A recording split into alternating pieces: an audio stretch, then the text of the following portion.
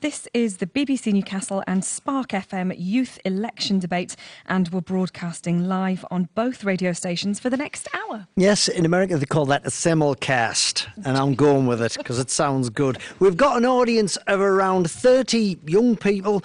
I'm definitely the oldest person in the room. I'm like Gandalf here looking out before me. We've got 30 young people, mostly from Sunderland, but some from elsewhere in the northeast, and mostly aged between 18 to 24. Give us a cheer, just let me know you're here, guys. Oh, that was so pretend you're in America once more with feeling. Good morning. Better. They're ready, they're poised, they want to ask their questions to a panel of politicians from the main parties, all hoping to make their case to young voters and the rest of our listeners with less than 48 hours before the polls open. It's come round very quickly, hasn't it? It has indeed. And as well as myself and Alfie, we're also joined by our co-presenter, Emma, who presents a mid-morning programme here on Spark FM, and she's going to be co-presenting this hour with us. It's over to you, Emma. Well, let's introduce the panel. We've got Simon Kitchen representing the Conservative Party. We have Roberta Blackman-Woods representing Labour. Niall Hodgson representing Liberal Democrats. Jonathan Arnott representing UKIP, and Jonathan Elmer representing the Green Party. So let's give them all a big welcome and thanks to them all for coming.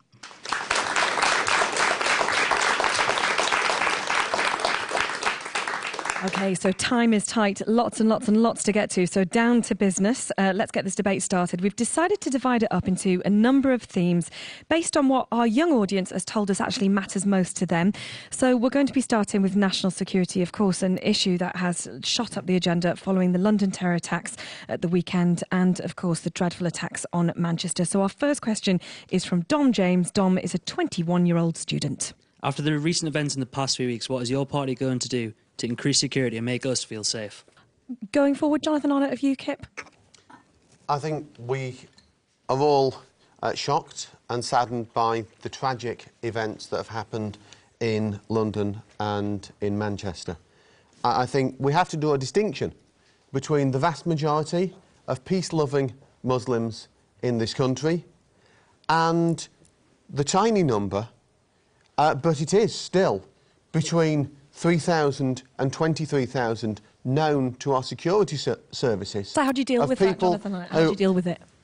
Well, first of all, you make sure that you have enough funding for your police, and that's something that UKIP have been saying for a long time. You make sure you fund your police, your security services, and so on.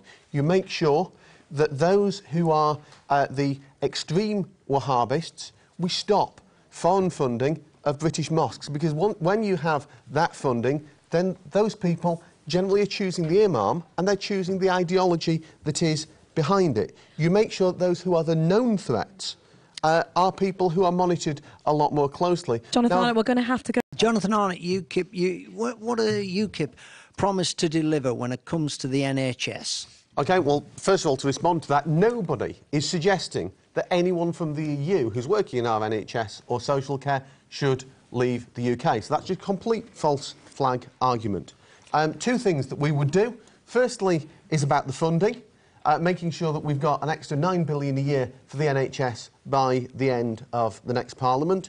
The other side of the coin is making sure that you've got a strategy in place to recruit the staff that you need. So you start off by removing the government's artificial cap on medical school places and stop turning away 800 straight A students from medical schools every year. Make sure that we're paying the entire tuition fees for medical school students, provided that they're actually working in our NHS once they're qualified. We've got to then make it easier for GPs who've left to return to practice. You have to make sure that you've got root and branch reform of all these things. It's one after another little step in the right direction to make sure that you get the people who we need qualified and working in our NHS. And then, of course, with mental health, we've got to make sure that we fund mental health properly. It's been forgotten by so many governments for far, far, far too long. And when you're talking about an average 18-week wait for a first appointment, you know what that's going to cause. It's going to cause people to descend into crisis and cause even bigger problems. So we need to make sure that nobody waits more than 28 days, and preferably an awful lot less, for an appointment within the mental health system, because that is something which causes massive massive problems in our society. I can see someone with the hand up there. What's your point? Hi, so it's the UKIP candidate, hello.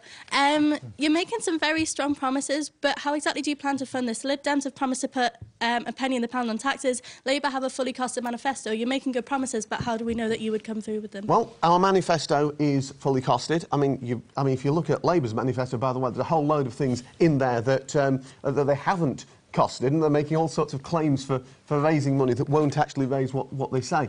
What UKIP has said very clearly is that we'll end the 0.7% target for overseas aid, and that will save between 9 and 11 billion a year by the end of the Parliament, depending on exactly where the economy is by then, and that is the money that we're going to put directly into our NHS to help people in the UK.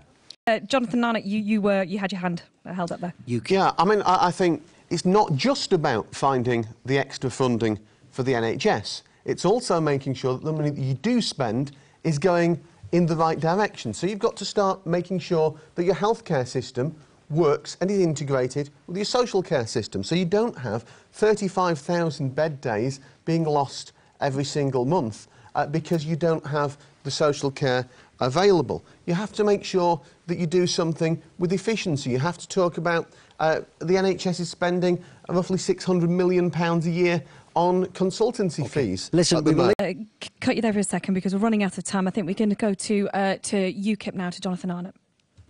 OK, well, first of all, you're absolutely right to say that we're not thinking enough about people who don't go to university. And in fact, one of the big problems for people of my generation, people in their 30s now, is that because of the 50% target of trying to push more and more and more people into going to university, more people than there are graduate level jobs, there are people then coming out of university getting jobs that they could have got without having gone to university in the first place, but then saddled with £40,000 to £50,000 of debt that they are now struggling for the rest of their lives to repay. So we need to think about that target and actually start to think about matching the students to actually what we need in industry a little bit more as well. We would restore grants for the poorest students, but let's be honest, there isn't enough money at the moment. You want grammar schools as well, don't you? We would start with the STEM subject. OK, there we are. A round of applause for that. Roberta Blackman-Woods for the Labour Party. Yeah, I just wanted to say that Labour's offer isn't only about university students, it's also about apprenticeships and it's about college courses as well. Throughout history, those kinds of policies never raise whatever you claim them to raise, so you're not going to raise the money to be able to do it. Well, we have aspiration. We are not doing. Of course you have aspiration, but don't sell people snake oil here and tell them that those things will bring the money in. You have to set out your policies. Okay. You fund them, that's it. And you have to find costings that actually make sense. Yes, well, that's why you have the magic money tree argument. You'll not be able to argue those things about the costings in our manifesto, I'll tell you that. OK, so Jonathan Arnott, obviously UKIP got what they wanted out of this, but what do they want from Brexit next?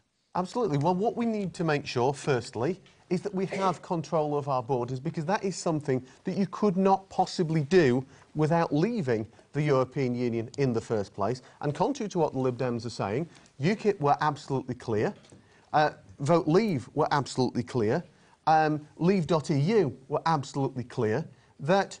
There was nothing clear about that referendum, Jonathan. Well, I mean, there were certainly an awful lot of things that were said by the Remain campaign when we had the threats of things like the end of Western political civilization as we know it, threats of World War III, all that kind of thing, and all of those things were not helpful. When you had a Remain campaign that outfunded Leave because there was a government propaganda booklet, £10 million, sent to every house in the country, so that the Remain campaign had amazing advantages over Leave, and yet the British people still chose to leave the European Union. OK, so we Jonathan, need to make sure that actually happens, that we get control of our borders, that we stop spending money into the European Union budget, that we get control back of our courts. Jonathan, we're going to go to the audience now. Jonathan Arnott, UKIP, you've had your say. We're going to go back to the audience now.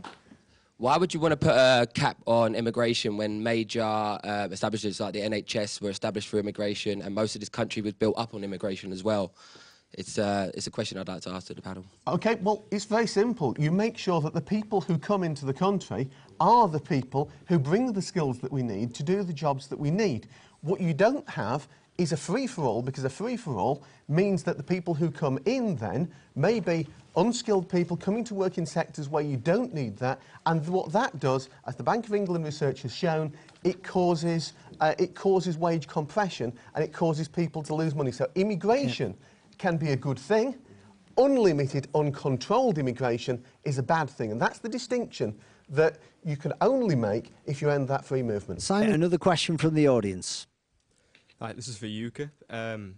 Seeing as your whole party policy and everything was to get the UK independent, it's even in your name, you've got that. Why are you still carrying on now, seeing as most of your policies mirror that of the Tories anyway? Are you a busted flush? Well, UKIP has always had a full manifesto. We're the party of direct democracy, of giving the people a greater say. We've always talked about getting power back from Brussels to Westminster, but that only works if you then take that same power away from Westminster and put it back in the hands of the great British people where it belongs. Where are UKIP at on climate change? Look, I certainly wouldn't support Donald Trump on absolutely everything. But I mean, what you need to do on the economy, it's not just about the single measure of CO2 emissions. You know, we've got to stop. We've got to stop doing all the things that we're doing, which are making things more difficult for our environment. So, for example, we've got to stop building our concrete. 3 minutes left.